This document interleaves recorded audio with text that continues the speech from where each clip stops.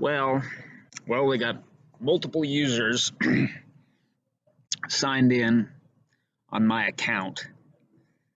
They're able to hack while it's in airplane mode, seemingly. Oh, look at your image.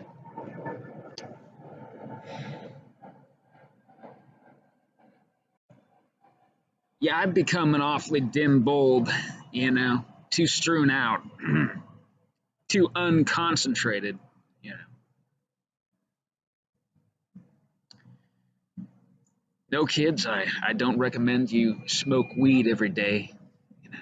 It's dissipating. Not that I ever did that. Then they made sure that I lost my hematite stone and dragon stone. Oh, those dragon stones, they're beautiful.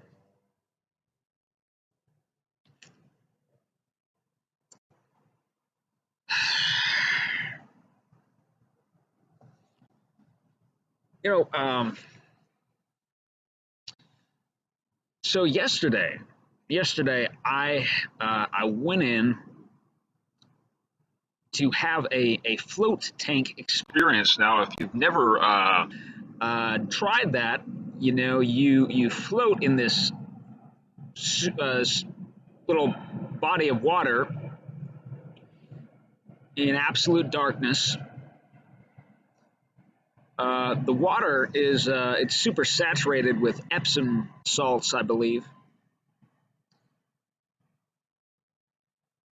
So anyway, it's a good time, to meditate.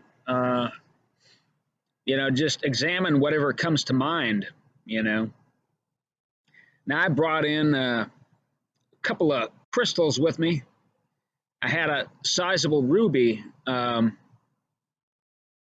which I learned that they didn't want me to. They didn't want me to have.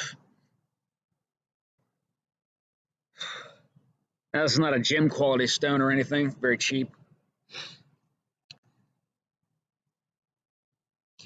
Anyway,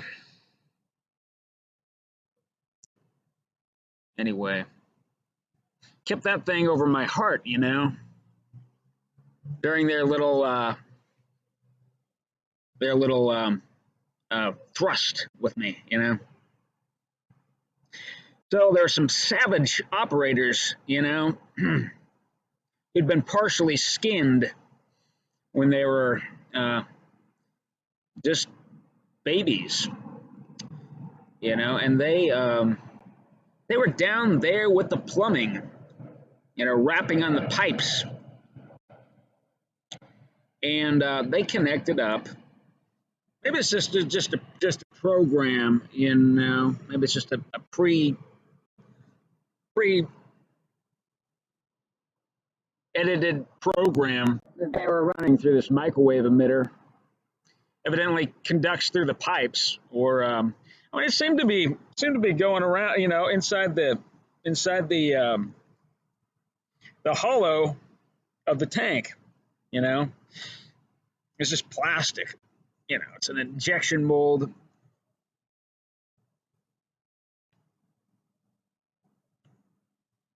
But it was an S wave. That was the carrier. So, I guess that works best in water. That makes sense. Oftentimes they do the N wave, or the jagged N wave on me.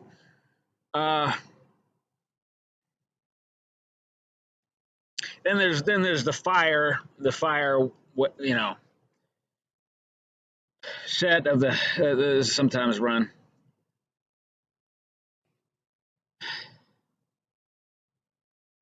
And you literally feel flames climbing you. So unpleasant. But anyway, these folks were trying to convince me. They were trying to trigger this autogynephilia. Now, I've been pre-set up for that, preconditioned for it at the age of 7 by the CIA.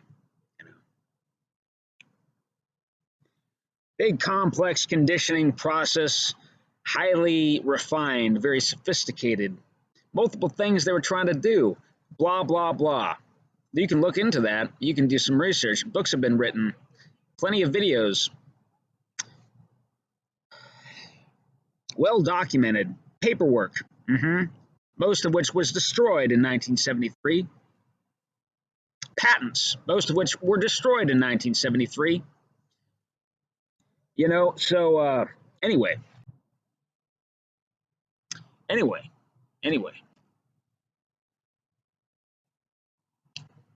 So they were trying to get me to imagine myself as the opposite gender.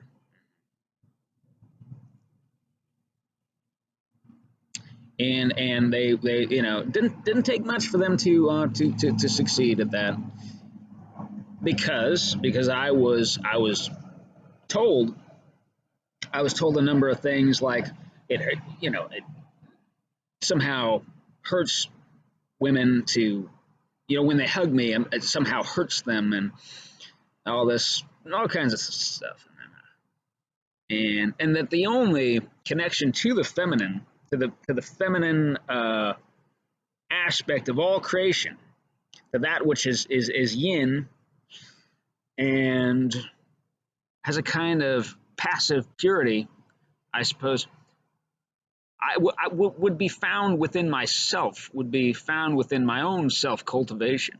So this is what they were, this is the deception game they ran on me, Now, of course, people build themselves up, in all kinds of different ways, and these aspects of oneself get compartmented. There's a great many other rooms, to this great tower, this great towering structure.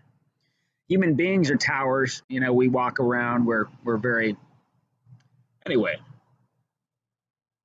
towering magicians, I suppose, so anyway.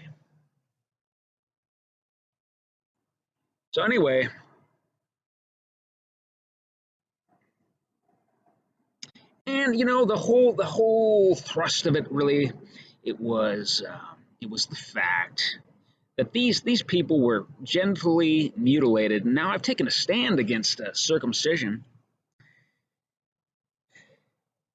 because the people who did this to me, and I never would have crossed my mind, but the people, I would have just had the average opinion about it, But the people who did this to me, they stretched out my foreskin, and they said, they had a problem with this, and they were gonna one was gonna cut it off. He had this idea that he was gonna cut it off, so that I'd be normal. They didn't like the fact that I got partially curly hair. It's a Moorish influence. It means I'm not entirely white. They didn't like that, so ideas about racial purity and supremacy, were well entrenched in these men. And the primary perpetrator had blue eyes and reddish hair, interestingly. A very fierce man, very fierce and jagged. Oh, he was in his 40s then, in 1986. The other two were of similar age. Anyway.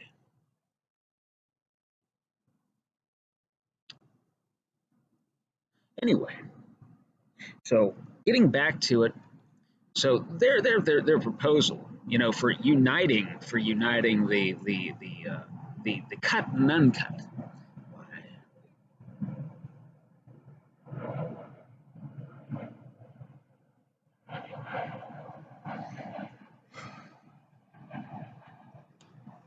Was for me to become transgender.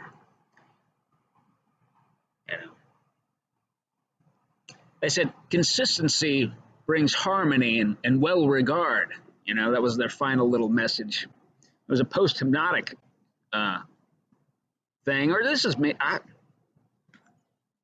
Was this done in partially in concert with the 5G tower network? You know, it's immensely powerful. Not just twice as powerful, but actually thousands of times more powerful. This 5G is a misnomer. It's just it's all everything's smoke and mirrors. It's a fucking name. You know, it's not anything. But that maybe this 5 and the G, they have significance. G being that the fifth letter of the alphabet. You know, so you got the 1 and the 0. Isn't that interesting? 5 and 5. The 1 and the 0. The masculine and the feminine. You know. Mm-hmm.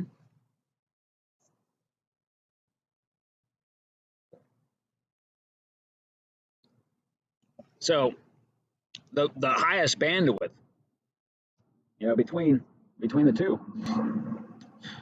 Perhaps that's what it symbolizes. Listen. So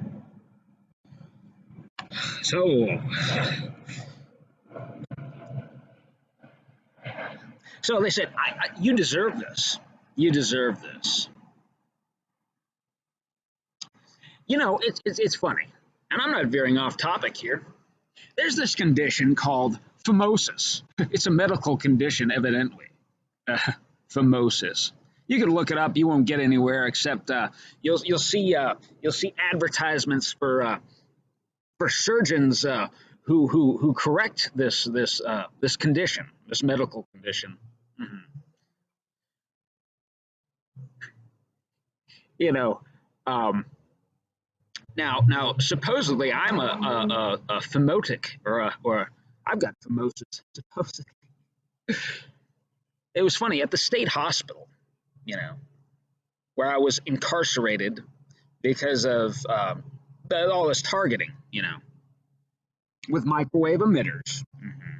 Microwave emitters under the floor in the lower apartment. Anyway, a microwave emitter, right? Placed up on a step ladder, you know, just lashed to a step ladder, you know, mounted there. Anyway, directly under my sleeping quarters, which I tried to shield, you know, I tried to shield and ground, but was not sufficient. I needed lead X-ray bibs. That would have worked. That would have canceled it out completely. Well, okay. So anyway,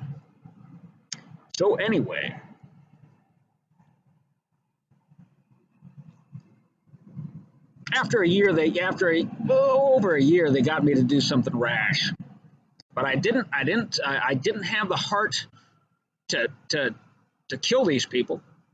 I didn't have the heart even really to hurt anybody, really.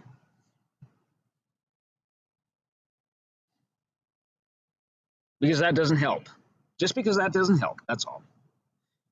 But when we talk about justice, well, anyway, getting back to it. So they were in the float tank. We're in the float tank again.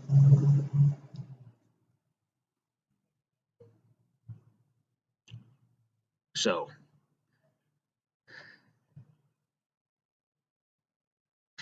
yeah, that was their little solution. And they said I'm yelling at lesbians won't help. I'm supposedly yelling at lesbians. You know, last night it was interesting. There were a couple of short-haired girls. I was lying down in a park, you know, trying to make sense of the day's experiences, you know. By the way, it's interesting. I only paid $5 for 90 minutes in that float tank. They were running a special, you know. Maybe it was simply a sale targeting me exclusively. $5 is what I paid, where ordinarily you'd pay 90. $1 a minute, and it's worth it. I'd say it's worth it. Yeah, it's worth it. I previously done this, but they did something similar to me before. They even did this mist. I was in the special room, you know, the big special room, and this was another business elsewhere in Portland, and they did this mist thing. You know, I don't know what was in it. Some missive, you know, agent and some kind of chemical. I don't know. How did that affect me? I don't even recall. A long time ago. Listen, uh, so so I'm laying there grounding, trying to make sense of the day. Got my shoes off, so that my electrons cycle out. You eliminate some of the positive ions. It's been studied. It's real. You should do that on a regular basis. You should ground. Listen. So I was laying back. I'd done some stretching and some exercises, some pull ups and so on, and a couple of short haired girls walked by on the sidewalk. This is just a little park, and one of them said, "Johnboy Mccraken, get over here and have sex with us." Johnboy Mccraken, get over here and have sex with us. But she said it in a half volume voice, and she was kind of making a joke, you know. But I wish that she had really believed it was a possibility, because that would have been a really marvelous experience, a really, really, really marvelous experience to have, that would have been so beautiful and wonderful, you know. And who knows, maybe I'd live with those girls, you know.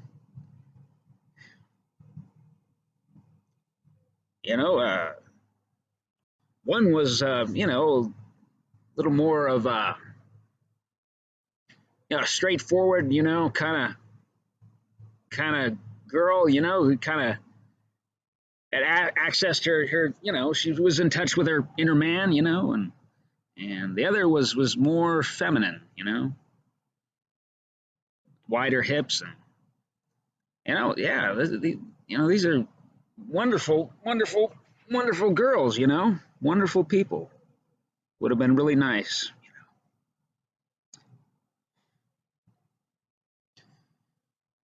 And I'm, a very adaptable person, that's just a hallmark, of that Piscean influence, so I'm very receptive to all kinds of things, and you know that's why I was so useful as a mind controlled subject, mind controlled slave.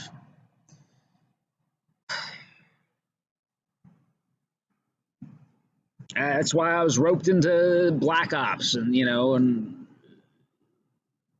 being an oracle, and being a walking, talking surveillance camera. To this day, I mean, I you can do the remote neural monitoring test, and well, it's a specific one to determine.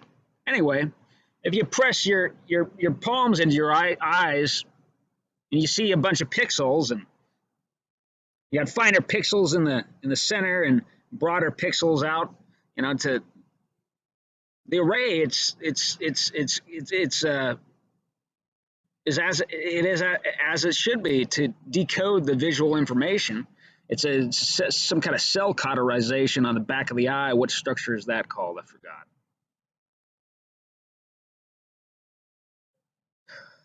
But yeah,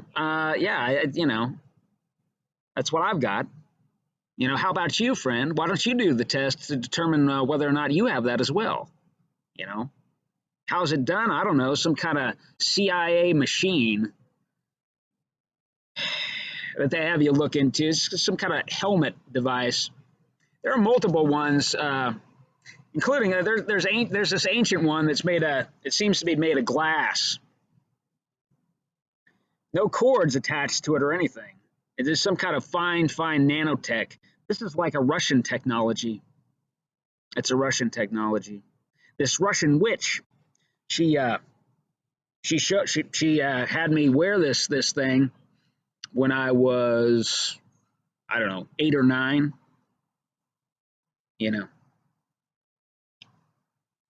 She was a benevolent sort, but she didn't. I don't know.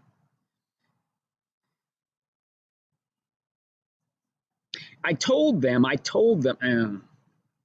don't want to get into this. It gets too personal. Yeah, got to spare some people. Got to spare some people in their dying days, you know. But oh no, well, the truth is better. The truth is better. The truth is really, really much better, isn't it? So my grandfather on my mother's side, he asked me, oh, and my sister, he asked me and my sister whether or not we'd been abused. You know, there were little signs, you see, there were little signs of psychic ability and so on. He just wanted to make sure, you know. Anyway, they did this diagnostic with me. They showed me these old-fashioned these photos from the prior century, or not photos, the paintings that determine, you know, which would I prefer. You know, this was like a gender test uh, thing. You had on the one hand, you had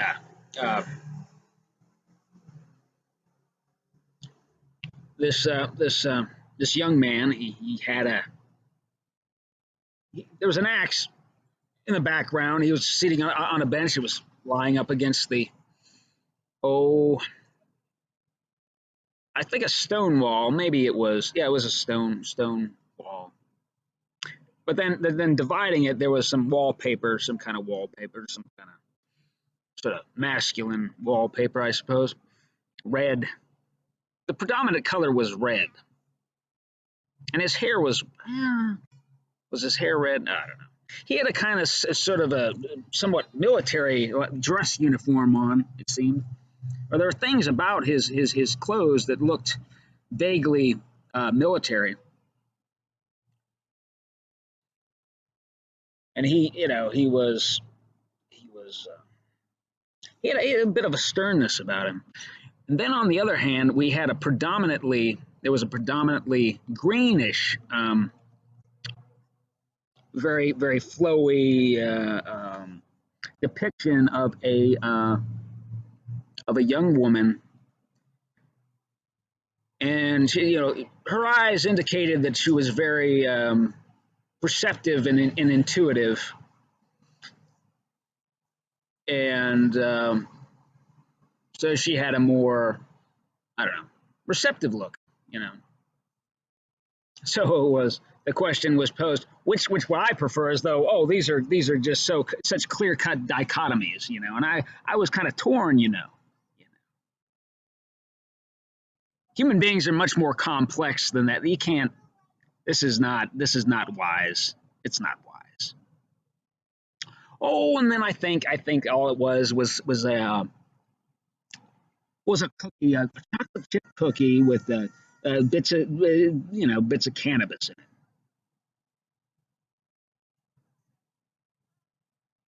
And I say, yeah, pretend your life is a movie. Pretend your life is a movie, and anything's possible, you know.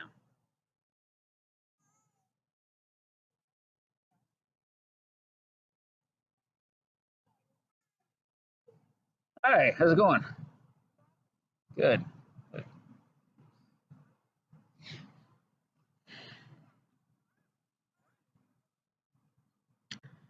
So anyway, um, yeah, it's not, you know, they didn't mean any harm there, but meant no harm there. The thing is, I mean, you ask you ask a kid whether or not there's been any kind of interference with him or her, of course, you know, right? How they work it, I mean, you disassociate from. They program you to disassociate from it. They program you to be ashamed. So you're you know, to you, it's a dream. It's just like a bad dream that you wanna forget about.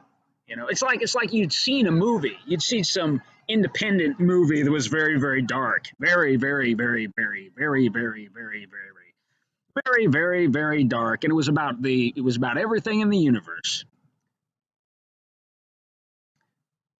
So anyway, so anyway, so of course you're going to say no. No, you were not abused in any form or fashion. You know, so this. If people show some signs, they need to be able to get some psychotherapy, with a therapist that they trust, and they don't need to be drugged. That is so diminishing and counterproductive, and these drug companies have so much to answer for. The modern antipsychotic drugs, the modern psychotropics, they're terrible, and they were crafted specifically for eugenics purposes. It is so that it increases the chances that somebody will not eventually reproduce. Okay, plain and simple. It was all crafted with intention.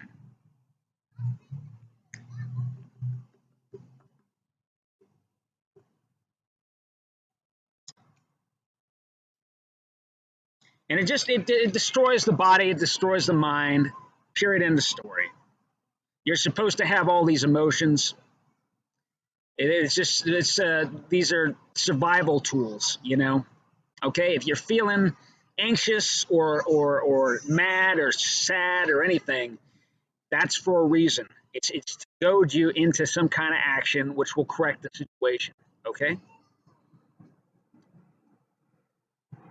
We need to live in a world where people are open to talking about anything, and it's not so threatening, and we can figure things out.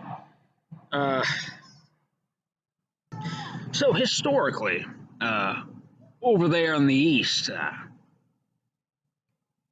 and those people are, they're on the same plane as we are. We're standing up, here, and they're standing here. Mm-hmm. And if you dig down, you're just gonna eventually get to hell. Mm-hmm. But over there in the east, historically, why they did all kinds of awful things. They molded human bonsai trees. Mm-hmm. Did all kinds of strange surgical experimentation and in Egypt, did you know that they used silver thread, as the for stitches, and they made it so it conducted electricity. And did you know that they had batteries? Yes, they had batteries in ancient Egypt. And did you know that this prompts cellular regrowth? And did you know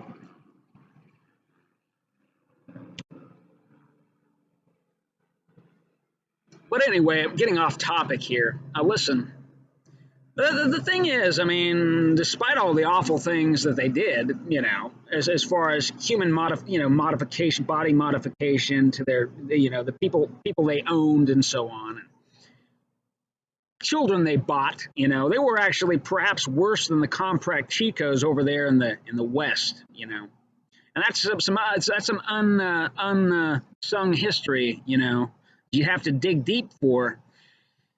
And you won't find any reference to it, I'm sure, on Google.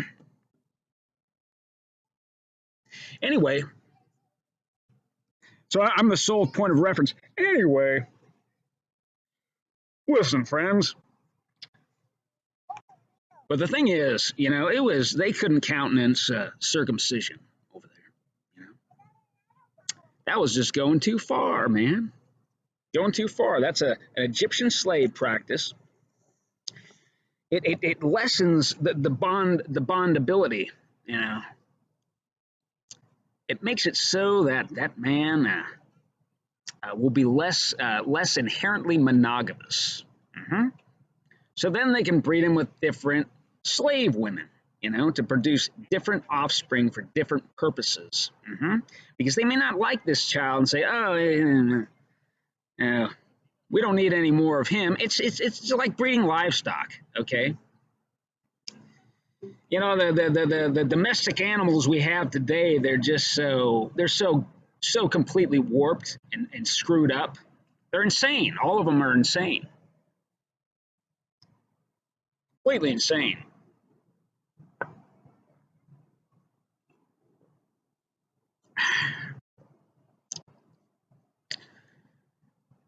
But anyway, and it also makes a man more amenable to go into war, you know. It right, because inherent in the prospect of going to war, why, there's opportunity to get a little raping in, you know. Rape often attends war. That's a fact, Jack. You know. So you know, you got these guys chasing the dragon they never knew. You know. The thing is, you know, we all at one time possessed a foreskin. You know. Now, in the case of what they call phimosis, you know, this gravely upsetting medical condition, all you have a glove. It fits perfectly, and there's a little hole at the top, naturally, for the urethra, right? The outflow of the urethra. And this glove, why, you can't pull the hole so small that you can't pull it down to expose the first joint, you know. Now that first the top part of the glove, it's highly sensitive. It contains more nerves than the other portions of the glove covering the finger, you know. Oh, it absorbs all kinds of secretions from the vagina. And there's all this cell-to-cell communication going on, you know. It promotes bonding, and it promotes monogamy, because this is sort of more advantageous to survival in the most classic sense, the most classic and traditional and natural sense. So circumcision is a product of civilization, advanced civilization, and the commodification of the human being. Period. End of story. So it's not good, and you will live. You don't have just this one life to live. It's not a YOLO situation, okay? I'm trying to make things better for everybody, you know? And with stem cell technology, you know, with stem cell treatment, a singular stem cell treatment, don't let them lie to you. Don't let them lie to you. You could regrow that thing. Did you know that? You can make that glove whole again. You know, it doesn't need to be fingerless. Yeah, I suppose, you know, I mean, if you're circumcised, you are more of a man, as we define manhood. You are.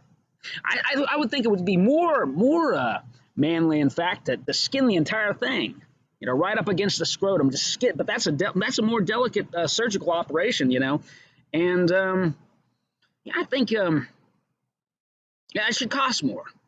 It should cost more, you know. Now, if you had a fingerless glove, why, you could just probe and probe and probe all night long. You could service 20 women now, couldn't you? You know, and that's a good use of your time, I think. That's you know. Did you know that you know, when you know, the top part is exposed? Did you know what that is? That's muscle. That's all it is. It's muscle. It's not skin. It's muscle. You only have one layer of skin. Only have one layer of skin. That's muscle. So you know, in the case of the skin, it's all muscle. And you know, you could just, you know, be there flexing, you know, and you get a real, you know, you know, improved specimen, you know. You know, you inject some steroids, you know, and, oh, you know, it just you know, gets bigger and bigger, you know, bigger and bigger. And that would be the most manly configuration, I think. You know, so that's what I'm proposing, guys. A completely skinned Mm-hmm. Mm-hmm. I never wanted to talk about this stuff. You think I like to talk about this stuff? You think I like to? You think I like to? You think I like all these enemies cropping up all over the place? You think I like this? You people are so short-sighted. You people are so fucking short-sighted. You ought to drink menstrual blood. I know I did on one occasion at least. You know, that was 20 years ago. You know, I'd like to again. I'd like to again and again. It's a restorative.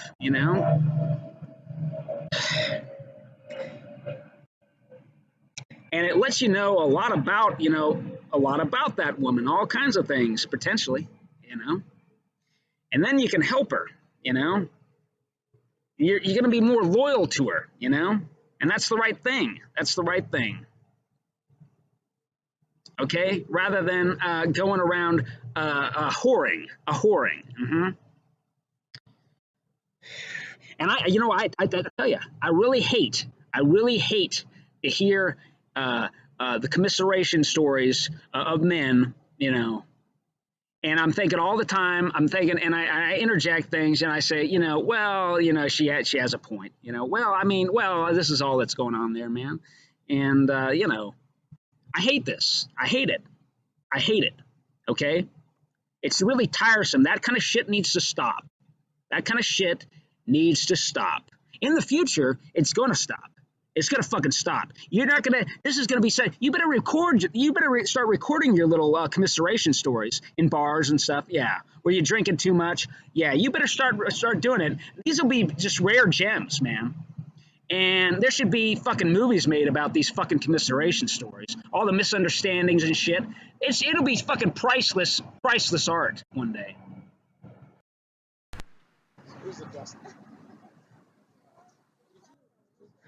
The other thing they do with little boys is they have them self-mutilate if they're not circumcised. They have them repeatedly stretch the foreskin over the head, just repeatedly over a time span of many months, and so doing that way, it fits over the head, and then it looks like a rumpled turtleneck, and it causes pain during intercourse. Isn't that interesting? And they say, oh, you do that so then you can be like everybody else, because these people are circumcision normative, they're so biased that way. They're so biased against nature, the design of nature. Imagine.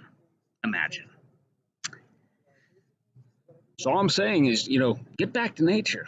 It is superior. This is the superior way. Mm-hmm. And you know what they're doing. You know what they're doing now. Yeah. So they're out there. These medical professionals are out there. They're actually tearing little boys' foreskins. In an effort to stretch the thing over the tip. And then they say, oh, look what happened. Oh, now we got to cut the whole thing off. And so they make money that way. Isn't that delightful? I think it is. I think it's marvelous, and